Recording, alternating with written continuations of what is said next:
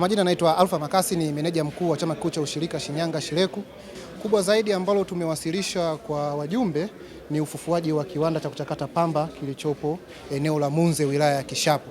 Kile kiwanda kina miaka zaidi ya 20 hakijafanya kazi, lakini bodi ya sasa imeona ni muhimu kile kiwanda kikarudi kukifufua na kwa kufunga mitambo mipya kwa ajili ya kuanza kuchakata pamba katika eneo lile. Na kama unavyofahamu, kwa eneo la Shinyanga wilaya ya Kishapu ndio lenye uzalishaji mkubwa sana wa pamba.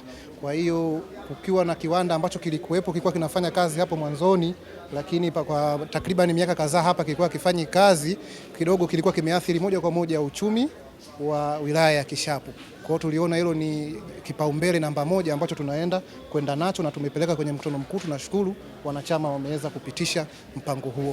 Kwa hiyo tunategemea pale kufunga mitambo mipya kwa sababu iliyokuwepo kidogo imeshachakaa, na ndio maana tumeomba kibali pia cha kuuza zile vyuma chakavu, tuweze kuviuza, kusafisha pale na kuweza kufunga mitambo mipya.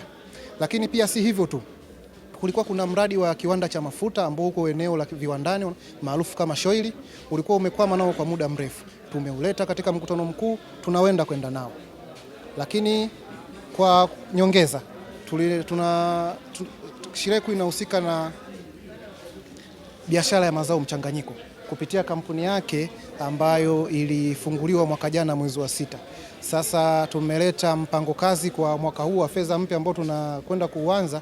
Yale mazao mchanganyiko tusiaishie kuyauzia yakiwa gafi, tunataka tuyaongezee thamani, tuchakate ndo tuyapeleke sokoni kuuza. Manake ni kwamba tunakwenda kushindana sasa na wanunuzi wengine, maana kama unavyofahamu kwa mfumo wa mazao mchanganyiko kwa Shinyanga unaruhusu makampuni binafsi. Ndio maana sisi tulianzisha kampuni kwa nia moja ya kwenda kushindana na hayo makampuni. Lakini sisi hatutaki kuishia kuuza dengu ambayo ni gafi, tunataka kuiongezea thamani. Tumeleta mpango kazi huo, tunashukuru wanachama wameweza kutupitishia.